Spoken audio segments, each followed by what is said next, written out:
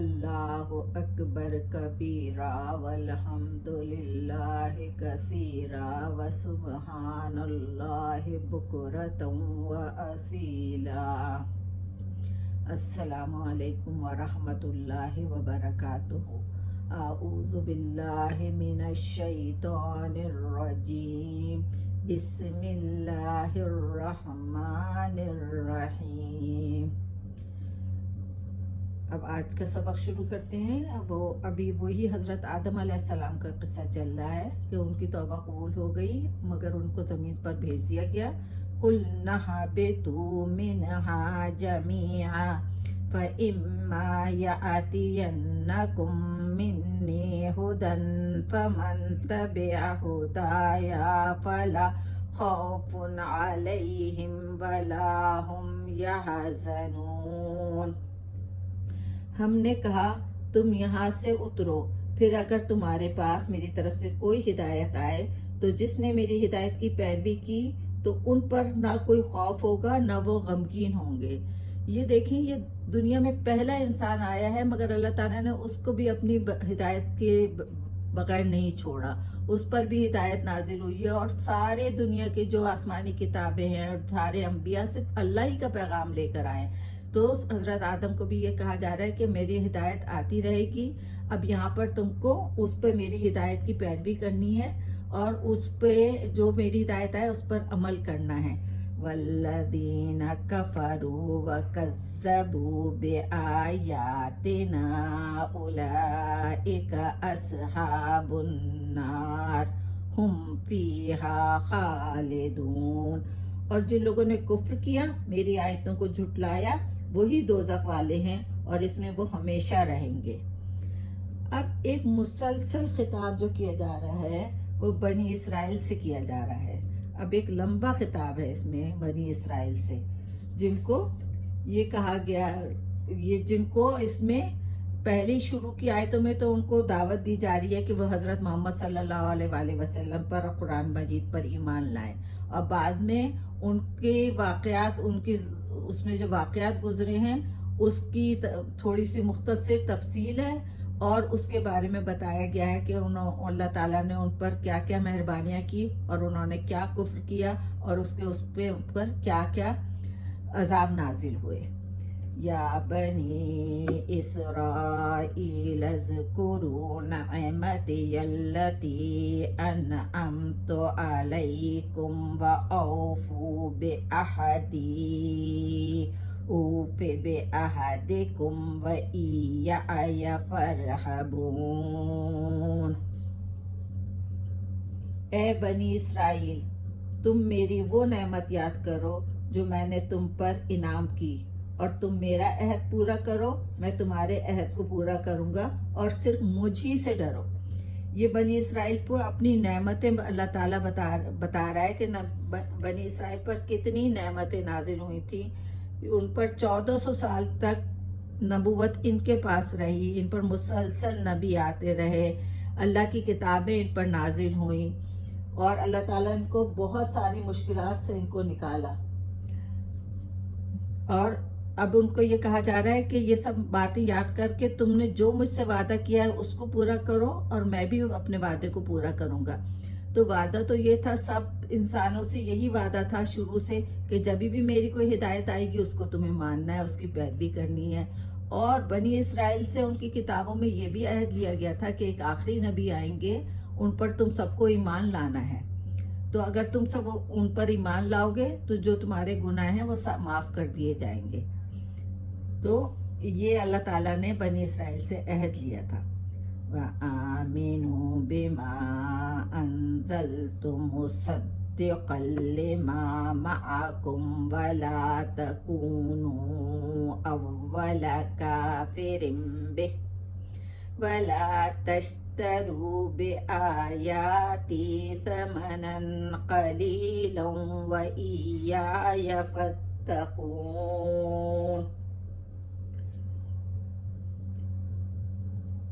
اور اس کتاب پر ایمان لاؤ جو میں نے نازل کی، یعنی قرآن مجید، جبکہ وہ اس کتاب کی تصدیق کرنے والی ہے جو تمہارے پاس ہے،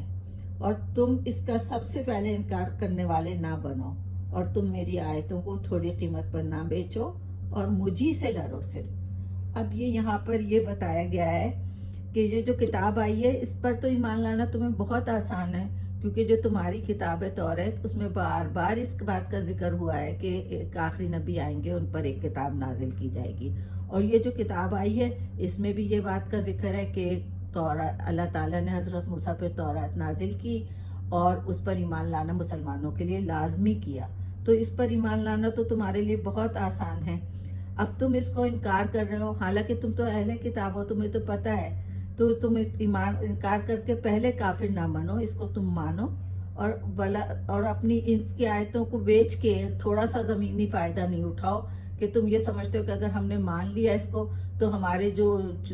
سرداریاں ہیں اور جو چودراہٹ ہیں وہ ختم ہو جائیں گی، تو اس لیے تم اس کے خلاف بیان دیتے ہو، جو اس کے معنی صحیح ہیں اس کے معنوں کو بدل کے بیان دیتے ہو، تو اس سے تم تو تھوڑا سا فائدہ اٹھا لیتے ہو، مگر یہ بہت بڑا نقصان ہے، اور صرف اللہ ہی سے ڈرو۔ اب یہاں پہ وہ کتاب تو وہ یہ کرتے تھے کہ مانتے نہیں تھے کتاب کو، اور اس کے نہیں ماننے کی ایک وجہ تھی، وہ یہ تو جانتے تھے کہ پہلے آخری نبی آئیں گے اور ان پر کتاب آئے گی، لیکن یہودی یہ سمجھتے تھے مسلسل 1400 سال سے ان پر نبوت آ رہی تھی، تو وہ یہ سمجھتے تھے کہ آخری نبی بھی ہم میں سے آئے گا، اور وہ اس کی دعائیں مانگتے تھے، منتظر تھے اس بات کے۔ لیکن جب آخری نبی بنی اسماعیل میں سے آ گیا تو وہ اس بات کو اب ماننے کو تیار نہیں ہے کہ یہ 1400 سال سے جب نبوت ہمارے پاس تھی تو یہ اب بنی اسماعیل میں کیوں چلی گئی؟ یہ بنی اسرائیل تو یعقوب علیہ السلام کی خاندان تھا جو حضرت اسحاق علیہ السلام کے بیٹے تھے، تو وہ یہی سمجھتے تھے کہ صرف ہمارے پاس ہی آئے گی آخری نبوت، جب ادھر چلی گئی تو اس لیے وہ انکار کرتے ہیں اور اس لیے آیتوں کو بدلتے ہیں اور اس لیے اس سے منکر ہوتے ہیں۔ وَلَا تَلْبِسُوا الْحَقَّ بِالْبَاطِلِ وَتَكْتُمُوا الْحَقَّ وَأَنْتُمْ تَعْلَمُونَ۔ اور حق کو باطل کے ساتھ غلط ملت نہ کرو اور حق کو مت چھپاؤ، حالانکہ تم جانتے ہو کہ یہ حق ہے کہ حضرت محمد صلی اللہ علیہ وآلہ وسلم آخری نبی ہیں اور اللہ تعالیٰ نے پر قرآن مجید کو نازل کیا ہے، مگر تم اس کو نہیں مانتے، تم اس کو کفر کرتے ہو اس کا۔ تو یہ کہا گیا ہے کہ اب حق کو باطل کے ساتھ، غلط کو صحیح کے ساتھ نہ ملاؤ، اور تم اس بات کو تو تم سب سے زیادہ جانتے ہو کیونکہ تمہاری کتابوں میں اس کا بیان ہے، اس کے آخری نبی کے آنے کا بیان ہے، تو تم اس کو کیوں چھپاتے ہو؟ وَأَقِيمُوا الصَّلَاةَ وَآتُوا الزَّكَاةَ وَارْكَعُوا مَعَ الرَّاكِعِينَ۔ اور نماز قائم کرو اور زکوٰۃ دو اور رکوع کرنے والوں کے ساتھ رکوع کرو۔ یہاں پہ نماز اور زکوٰۃ کی تلقین کی جا رہی ہے اور یہ کہا جا رہا ہے کہ رکوع کرنے والوں کے ساتھ رکوع کرو، یعنی باجماعت نماز ادا کرو۔ اور بنی اسرائیل نے ایک یہ بھی غلط کام کیا تھا کہ انہوں نے رکوع کو ختم کر دیا تھا، تو اس میں رکوع کو بھی اہمیت بیان کی جا رہی ہے۔ أَتَأْمُرُونَ النَّاسَ بِالْبِرِّ وَتَنْسَوْنَ أَنفُسَكُمْ وَأَنْتُمْ تَتْلُونَ الْكِتَابَ أَفَلَا تَعْقِلُونَ۔ کیا تم لوگوں کو نیکی کا حکم دیتے ہو اور اپنے آپ کو بھول جاتے ہو، حالانکہ تم کتاب پڑھتے ہو، پھر کیا تم عقل نہیں رکھتے؟ یہ یہودی علماء سے کہا جا رہا ہے کہ جب مدین میں کوئی لوگ آتے تھے تو وہ حضرت محمد صلی اللہ علیہ وآلہ وسلم کے بارے میں جا کے پوچھتے تھے کہ وہ کیسے ہیں، تو وہ ان کے بارے میں غلط بیان دیتے تھے، تو وہ ان سے یہ کہا جا رہا ہے کہ تم تو لوگوں کو کہتے ہو کہ حق بات کرو اور خود حق بات نہیں کرتے، لوگوں کو حق بات کرنے کا حکم دیتے اور خود نہیں کرتے، حالانکہ تم تو یہ ساری باتیں کتاب میں پڑھ بھی چکے ہو، تو تمہیں صحیح بیان دینا چاہیے حضرت محمد صلی اللہ علیہ وسلم کی رسالت کے بارے میں، لیکن تم ایسا نہیں کرتے۔ وَاسْتَعِينُوا بِالصَّبْرِ وَالصَّلَاةِ وَإِنَّهَا لَكَبِيرَةٌ إِلَّا عَلَى الْخَاشِعِينَ۔ اور تم صبر اور نماز کے ذریعے اللہ کی مدد طلب کرو، بے شک یہ بہت بھاری ہے، مگر عاجزی کرنے والوں پر اور اللہ سے ڈرنے والوں پر بھاری نہیں ہے۔ مطلب یہ کہ نماز کی پابندی جو ہے وہ ان لوگوں پر گرا نہیں ہے جو اللہ سے ڈرتے ہیں، ان کے لیے تو یہ راحت کا باعث بنتی ہے، اور ان لوگوں پر بھی نہیں گرا ہے جو قیامت پر یقین رکھتے ہیں۔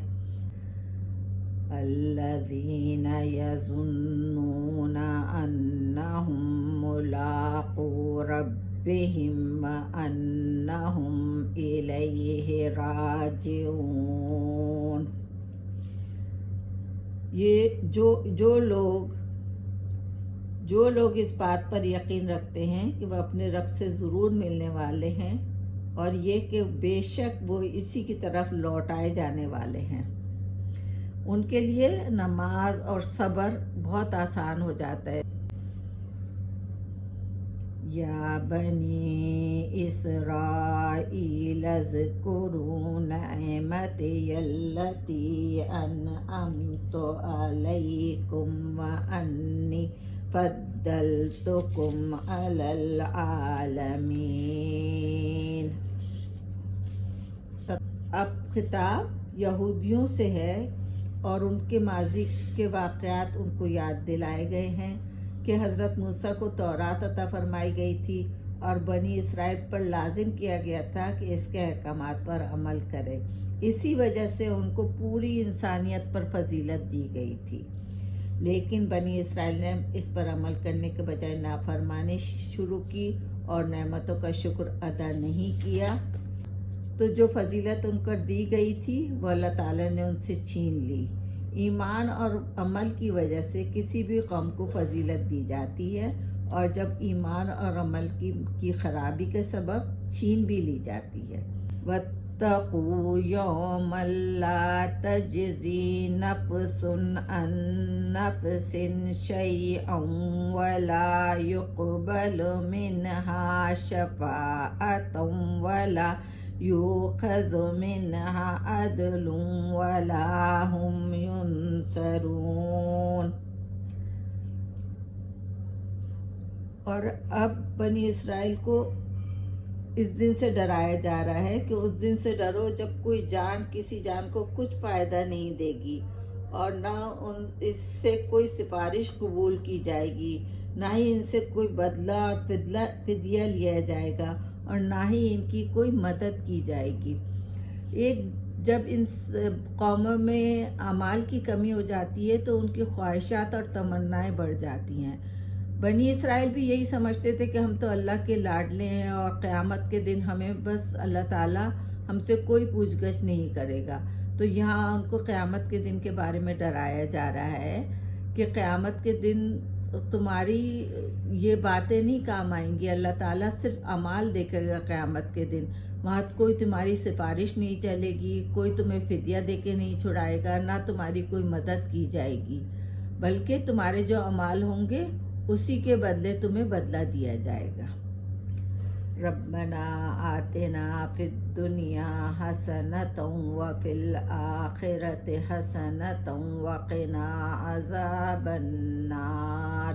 وسلام علی المرسلین والحمد للہ رب العالمین۔